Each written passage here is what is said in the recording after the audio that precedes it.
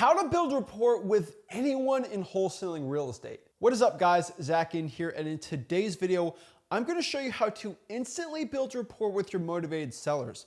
If you are struggling talking to your motivated sellers or struggling to have a conversation where the seller actually likes you, accepts you, wants to actually give you their business, actually sign a contract with you, when there's all these other wholesalers talking to them and you want to be the winner, this is the video for you. This is the big advantage I've had in my wholesaling real estate business when it comes to me dealing with other competition, me teaching my acquisitions people, and most importantly, teaching you to become a successful wholesaler. Now, when it comes to talking to these sellers and having them actually accept you with your rapport skills and getting the contract done, you're going to have to learn how to talk to sellers and ask the right questions. And so a majority of this video is just learning how to ask the right questions or say the right things, because a seller is going to accept you and want to go with you based off of trust. And the best way to gain trust is to build that rapport, that connection, have them actually know you, actually be like, okay, this is a good person over the other people talking to me, so you can actually go out here and get deals done. So number one, the first and foremost, most important thing we have to do, this is an important rule. Your sellers have to be qualified. This is a super important rule that I don't think a lot of wholesalers really understand or really actually do, but this is essential for your wholesaling success. If your motivated seller is not qualified, which means they don't want to sell the property and they don't want a cash offer on their house, why are we talking to them? We're wasting our time and we're just making no money here. It's like selling peanut butter to somebody that is deathly allergic to peanut butter. We got to qualify them. Are you allergic to peanut butter? Yes or no? We are not here to do that. When you are trying to build rapport and talk to motivated sellers that don't want to sell their house or don't want a cash offer, they want tippy top retail, we are wasting time. And whatever you say is not going to build rapport with that seller because they actually do not want a cash offer on the property. This entire basis of building that rapport and making them accept you over the other wholesalers is all predicated on them actually wanting to sell their property for cash. If they don't want to sell for cash, there's nothing we can really do here. So make sure you ask your sellers before we kind of get into the rapport building process here. Hey, Mr. Seller, are you interested in selling your property? Are you interested in a cash offer on your house? If they say yes to both, you're good to go and we can build the rapport. Now, the first thing when it comes to instantly building that rapport and that understanding with the seller, right? It's all about asking the questions like I've said.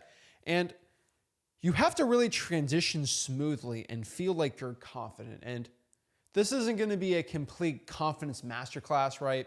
Because I truly believe a lot of confidence is going to come from just repetition and doing the reps, but also knowing your scripts and actually feeling a belief in your soul of the script that you're giving to the seller. But sometimes, heck, my first, second, even my third deal, I was still nervous talking to motivated sellers. I was 17 years old. I didn't know what I was doing still. And the only way I could get through it is just by having a general script in my head of what I'm going to say. Even if I'm nervous, put a brave face on and just go after it. And our standard script, and this is tried and true, you can be as nervous as possible, but you can always come back to this, is a simple acronym I've always used called MCTP. MCTP stands for motivation, condition, time frame, and price. The reason why MCTP is so effective is it's so easy, it builds trust with the seller, and they actually think you care about them when you actually do, but it actually exudes that you actually care. Now, MCTP is basically a qualification process to really get more information from the seller. But because you're asking them these questions, it really gets the seller to talking. And this is a really good thing because once the seller talks to you more, they get more comfortable with you. And obviously, the more time you get with them and they're talking more, they feel more comfortable and they know that you're listening and they know you're listening. They're like, wow, I can trust this person. They actually care about my situation. And this really opens the opportunity for us to give rebuttals or talk about their answers. And that really brings in kind of that connection where we can really build that rapport the right way. This is basically what we call our icebreakers to making sure we can build rapport.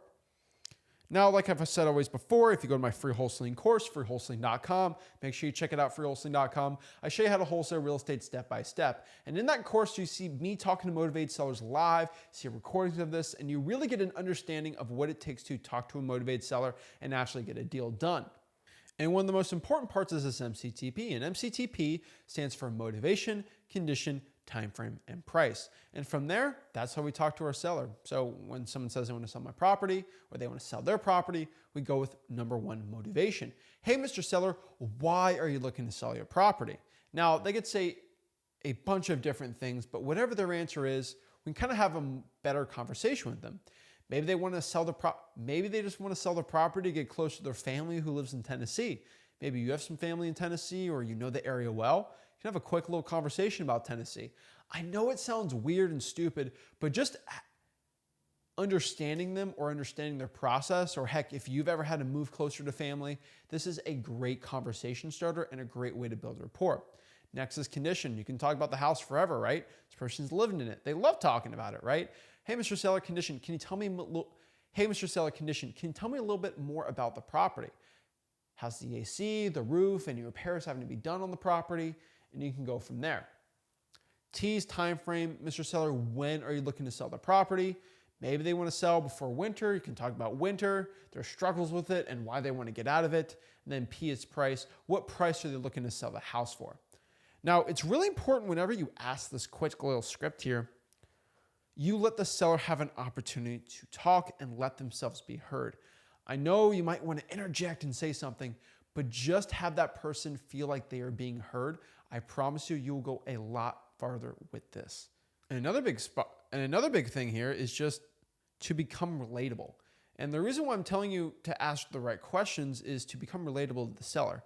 And a huge portion of why motivated sellers choose me over my competition and other wholesalers is because I'm very relatable to whoever I'm talking to. And I'm not saying that in an egotistical way or I am better than you type way, but if you ever notice most salespeople in wholesaling, you know, the acquisitions managers that I go against when I was 18, 19, 20 years old, I always beat them because I was just a regular person, just like them. And if you really look at your average motivated seller, they're a regular Joe, they're a regular Mary, they're a regular Sue.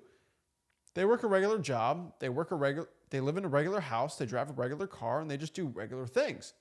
Now, I don't talk about on this channel much, but I do drive nice cars, and I own a lot of property, and I live in a nice house, and all these things. So if I'm going to go pull up to a motivated seller's house, I'm not going to go pull up in my car. I'm not going to wear anything fancy. I'm just going to wear something that looks pretty casual or regular, right? I'm probably going to my acquisitions car in their car with them, maybe just a regular Ford truck or an SUV, and pull up to their house. The worst thing you can possibly do is pull up to a regular motivated seller's house in a BMW i8 with your tailored suit and perfect haircut and try to be a relatable guy like that. That is not going to work with your motivated seller. And yes, I do make millions of dollars. I'm a multimillionaire. I got all these properties, all these things, but it's never changed who I am. I don't talk down on anyone. I try my best not to talk down on anyone except for gurus, and try to live as humbly as possible. Because once you start making this money, you start looking different, acting different, all these things. And when you go back to talking to motivated sellers, you cannot be relatable with these people. And if you cannot relate to them, there's no way they're going to want to go with you. And the reason why I can still go to acquisitions appointments with my acquisition staff and train them is because I know how to become relatable, because I'm just still the same guy that was a bag boy. My personality, I just make a lot more money and I know more about real estate. And so just dressing regularly, maybe even a collared shirt or a t-shirt. I mean, I probably wouldn't wear the jersey like this to go talk to a motivated seller, but just a shirt, collared shirt, nothing too casual, too fancy, jeans, and just having a conversation with them. It's going to go a lot farther. The problem is, I'll see a lot of acquisitions people go and meet with a motivated seller, and they're all like, "Hello, how are you? Okay, what I need to do is make a measurement of the property and get a quote for the house, and we'll get everything done for you." Or sometimes they're like more salesy. Like that person's more like, "Oh, I'm going to flip the house." And the other person's more salesman, like, "Hi, my name is Zach. How are you doing today? This is Zach from Zach Home Solutions. Oh, wow. I see you're looking to sell your house. I'm so sorry for your situation. Oh, it's just so sad for me. Will you take $120,000 for your house? And it's just so funny because I see so many of my competition do this. They got that fake smile and they're like, yeah, everything's great, Dan, yeah. And it's so fake, you know. And the one thing I hate more than anything is when somebody's being fake with me. And a lot of these people, heck, you even see gurus do this, is they're like, and it's so crazy because that's not how regular people act. They act like they're on crack or something. Just act like a regular person and have a regular conversation. Now, I do get animated, but it's not fake. And so my biggest piece of advice I can give to you is just become a relatable person. And the best way you can become relatable is just by talking having regular conversations, seeing what similarities you have, adding in a little bit of humor and going from there. But making sure you still go through the process of buying the house and doing it for wholesaling real estate. Now, the next part here is truly understanding at a deep level your seller's needs. And you might be like, well, their seller needs, they want to sell their house. That's their needs, right?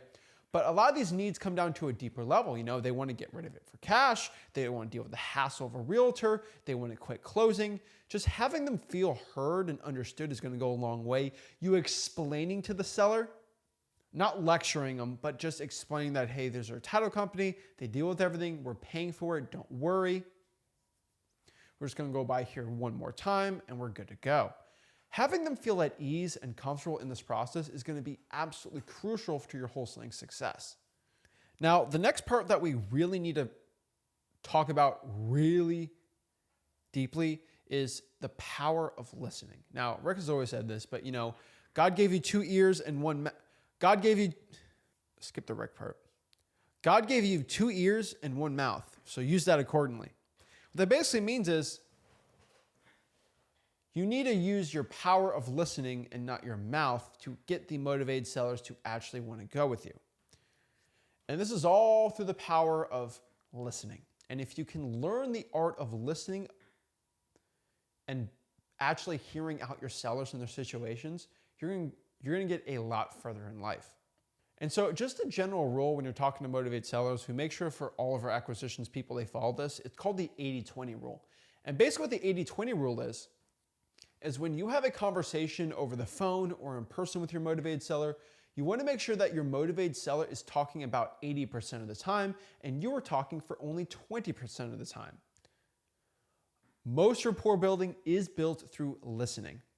Now, I'm going to catch flack for saying this, but if you look at the majority of married people and you go back to their first or second date that went magically well, if you look at usually the man on the date, you will find that he only spoke around 20 to 30% of the time, and he asked a lot of questions about the person and they reciprocated back. Now, some people are 50-50. What you're going to find is whoever asks the person out on the date and tries to charm the other person, and those dates that go very well, they actually have statistics for this in psychology. The person that is being asked out on the date, if they speak more of the time, they feel more of a connection with that person by not just that person speaking, but by just that person actually being listened to and actually feeling heard. Now, this isn't for dating at all, but this is just human connection in general. Now, not just connection for dating, but connection with friendships and business and all these things. It actually correlates, and there's plenty of studies on this, where a large portion of people building friendships, relationships, and all these things, and heck, a business relationship is going to be just you feeling that the other person can listen and actually hear you out and actually they understand me. And so what this means is you need to be listening most of the time with your sellers. Once they are talking, you listen, you actually let them know that you can hear them, not a but just something casual, just like that. And having a general reaction to it is going to yield you the best results here. And then when it's your time to talk, you just ask them questions and get them to talk more about their situation, more about them. Don't make it like an interview though. You know, I see a lot of wholesalers do that. That is not what we're trying to get here. The other thing I would say is don't try any fake rapport. Do not be fake. I've said this a million times. Nothing like, how are you today? Or how's your day going today, right?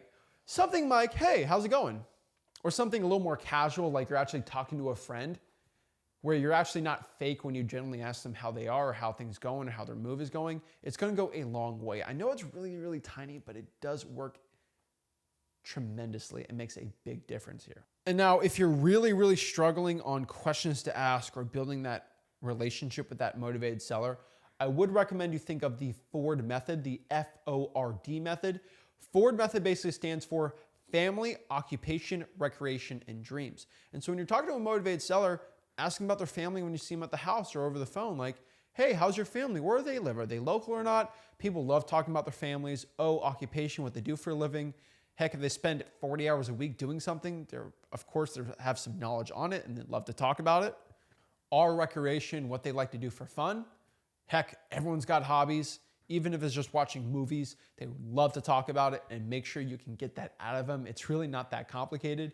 Hey, what do you like doing for fun? Yeah, just sit around all day and just watch TV. Oh, okay. Like, what do you like? Sports, TVs, movies, and you can go from there. Now, I know it seems stupid, but I've actually won wholesaling deals from other motivated sellers by me just talking about their favorite sports teams. And I know that sounds stupid, but there are so many Cowboys fans, and you know I love the Miami Dolphins, that are Cowboys fans, and I just talk about it to them. Even though they know I'm a Dolphins fan, I'm very genuine about it. But me just talking to them like this and like something casual, like a follow-up, like, hey, how are you doing? And they say, yeah, it's good. I'm like, oh, I bet you're super upset today. And you're like, what do you mean? I'm like, those Cowboys lost again. And they're like, oh yeah, oh man, it was so bad. And then they'll talk for like 15 minutes about it. And it's actually a genuine conversation. And then they forget they're being in a sales process. They're actually talking to somebody they know. And just the stupid little tiny things like this make a big difference. Heck, you're talking to someone that loves golf and knitting, their favorite Kardashian show, something like that. Just that little bit of rapport building you can do means so much. And then last but not least, if you can do this, I will tell you this is something you need to sprinkle in a little bit with your rapport building, but this has gone so far with me. It's just adding in a little humor. Now, I'm not the funniest guy in the world, but I know how to sprinkle in some humor in a conversation with a motivated seller to kind of break that ice or to make things less intense, right? And so you just got to know how to be funny. Don't make any crazy jokes. But like if someone's moving from, let's say, Georgia all the way up to New York or like upper New York State, you can make a little bit of jokes. Oh man, I bet you really love the snow. And just a little joke about it, just something stupid, but a little thing to let you know that this guy isn't just like a rigid person that has no sense of humor. It is something that can build rapport and actually get great wholesaling results. Guys, talking to motivated sellers, building rapport, I know speaking about it's pretty easy to do, but actually doing it in practice can sometimes be a little more daunting, a little more stressful. That's why my free wholesaling course, heck, I'm not selling it all. It's absolutely free. You can actually watch me for hours and hours and hours, talk to real life motivated sellers, closing them, adding in my humor, my scripts, and all these things so you can see a master at work myself, closing sellers so you can actually use that in your wholesaling business so you can get deals done. If you want to check it out, go to my free course, freewholesaling.com.